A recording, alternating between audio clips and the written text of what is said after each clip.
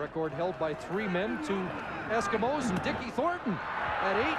There's Fred Stamps. And that is a big second down conversion for the Edmonton Eskimos. Well, this is the guy that really has to step up for this team, and they're expecting, you know, forget 1,000-yard seasons, but coming into this year, many thought that Fred Stamps was capable of over 1,500 yards receiving. A couple of issues early on, a couple of drops, but a solid start to the year for Fred Stamps. They got to get him going. He's their big play receiver. He's also their clutch receiver. 10 second down conversion catches for Stamps on the season. First down, Edmonton at the Argo 43. Right back to the air. And there's Nowacki with a catch in front of Byron Parker. Boy, and it's a good thing that Andrew Nowacki came all the way back to the football, because if he even slows down for a second, he's going to get in trouble. But he comes back like this after running this kind of hook route.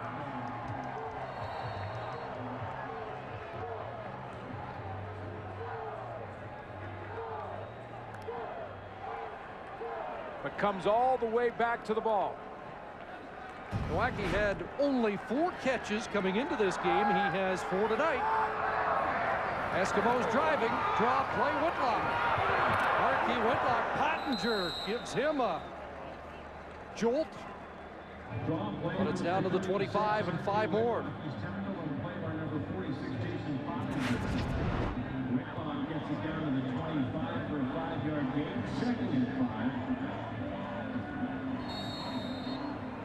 Edmonton Eskimos used draw and screen very effectively versus the BC Lions last week.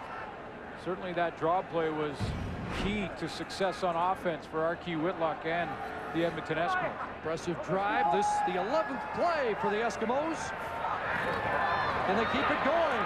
Ray looks for Stamps. Does he have it? Yes! What a catch by Fred Stamps. They'll mark him at the 1.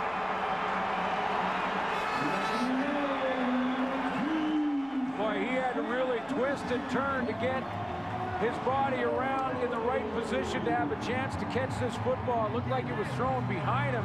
He got all turned around, but somehow found a way to get back. There he's in the inside receiver. Now he gets inside position, but he wants to go back to the corner. Now the ball thrown back to the post. He flips his hips and shoulder around, and somehow he comes up with that catch. That's a beauty. And it sets up 1st and goal with Jared Zabransky back in. The Whitlock. Touchdown. Pottinger met him at the goal line. Whitlock would not be denied.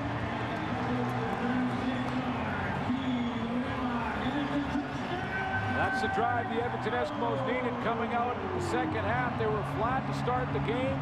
Couldn't stop the run defensively. Were dumping the football underneath and couldn't continue to move the chains in the first half. They needed a spark. They get it from Fred Stamps on the big play and then finish it off with Arky Whitlock. 12-play drive. The extra point provided by Prefontaine as the home team gets back in it. To get him going, Arky Whitlock finishes it off, but it was the big play ability of Fred Stamps. Got this offense going. A long time since the Argos got to touch the football. Here's Ryan Christian.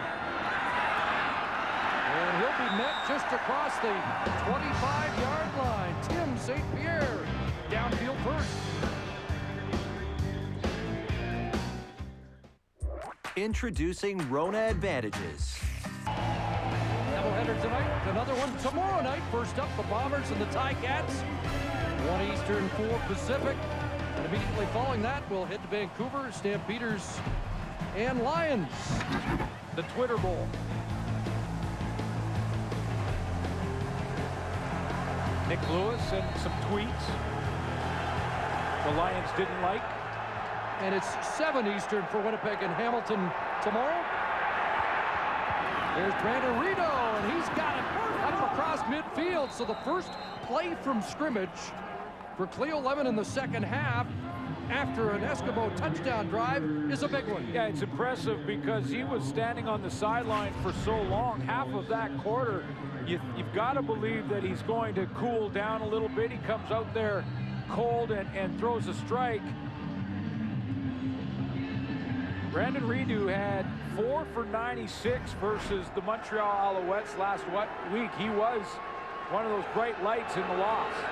Argos do not have a 100-yard receiver in any game this year. Here's Corey Boyd, a 100-yard rusher for the 4th time in the first 6 weeks. Cleo Lemon came into this game completing just 57% of his passes. That was low for all the starting quarterbacks. He was at 73.3%, and as Jim Barker mentioned, and I noticed as well, he had a few drops, so he could be 14 of 15 in that first half. Now, this is the most impressive we have seen Cleo Lemon in the first 6 weeks as a CFL starter, and that one is incomplete, and that one probably in the drop category. Jason Goss closing quickly. Looking for 18, Ryan Christian. Jason Goss, number 4, with a nice defense. Looks like it was Ryan Christian on the outside. 3rd drop of the game, or that may even be 4th for the Toronto Argonauts, with a young receiving core as well. Really the only veteran being Jermaine Copeland in that group. They try to get it together. Cleo Lemon's numbers could be a lot better without those drops. First punt for the Argos tonight. Jamie Borum will try and pin the Eskimos. And this one bouncing at the 14 and out, so no return. And Borum gets the job done. 6:34 left, 3rd quarter. 6 strips of crisp, thick, applewood smoked bacon. New on Wendy's Baconator. Fall hard for one today. You know when it's real. Some say we manufacture the toughest, most reliable, most drivable cars. But at Mitsubishi, we think we're building much, much more.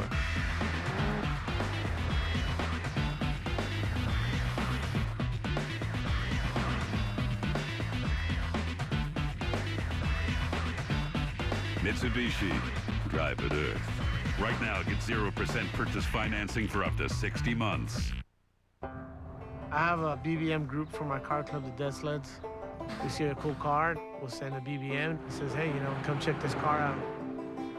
BBM feels like it's faster. You can set up these groups and everyone can have input. We're gonna be at the end of the 2nd cove. And you can even send pictures along the way of, hey, here's where we are. Killer, let's go.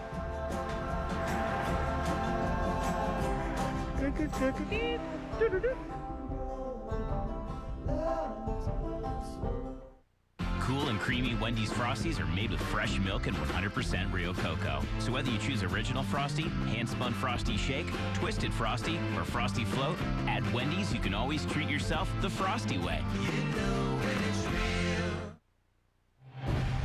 Well, a reminder that Wendy's Kick for $1 Million is back. You can enter at tsn.ca/Wendy's and upsize your Wendy's combo and get a game card to get bonus entries. Not just a great promotion, but it's the reason Grant Shaw became a kicker. He was a junior football player, heard about the promotion, lined up 5 from 50, hit 4 of them. Some of his junior teammates told the coach he got a job as a place kicker. Ricky Ray drops the ball, gets up, and throws a strike to Jason Barnes, and they do allow those couple of extra yards after the catch to give Edmonton a first down. You wonder if Ricky Ray can back up that great drive, and now he's starting to distribute the ball. Again, you're working the sideline a ton, but he had to go down and pick up that shotgun snap, and sitting on the sideline was Barnes. And was he touched when he went down? Looked a lot like Middlebrooks touched him short of the first down. Argos are not challenging. Whitlock straight ahead, big room. R.T. Whitlock still going across midfield. And finally dropped at the Toronto 45. Argos Eskimos didn't like the way they tackled in Montreal, and they won't like that. A 40-yard run ripped off by Whitlock, and he got into the face of Kevin Iben. Yeah, and the backside of these plays have been successful for Archie Whitlock because it's one-on-one with Kevin Iben, but pulling Calvin Armstrong comes outside and punches Kevin Iben to the out, and he just opens up a seam for Archie Whitlock on a real nice block. And at the end of it, how about that? A headbutt. Iben and Whitlock. Grill to grill. Undetected by the official. First down at the Toronto 45. Ray airing it out, looking for Barnes. And Jason Barnes has it. Did you see that? Touchdown.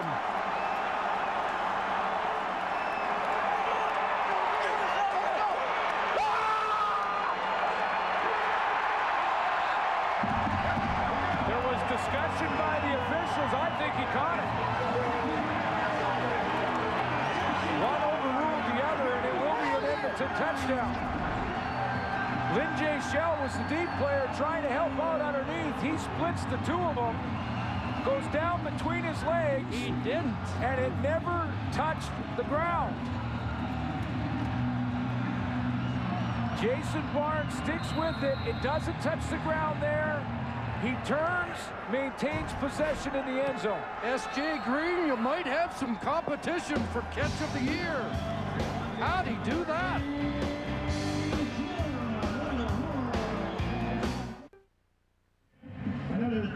Well, find out how you can create your own plays at NissanArmchairHero.com. Jason Barnes, the lone receiver on the short side of the field, and has two deep defenders that he has to beat.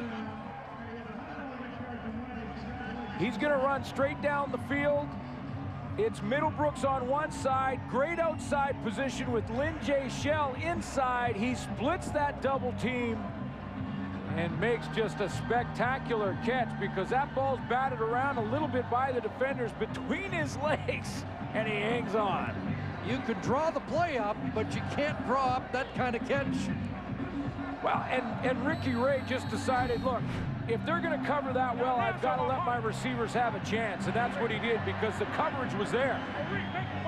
Jason Barnes just beat the coverage.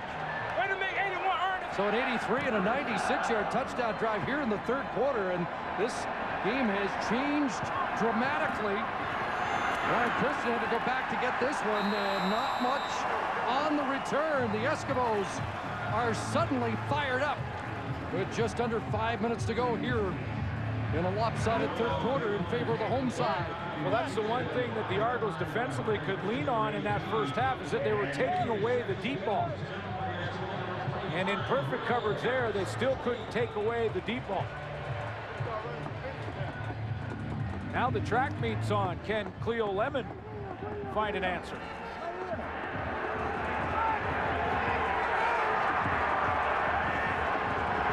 Starting at the Toronto 19. And the pass for Owens is incomplete. It would have been no gain on the play anyway. T.J. Hill in the neighborhood. And we have not seen the dominant force in the first half. Here in the second half, Corey Boyd. Well, they haven't had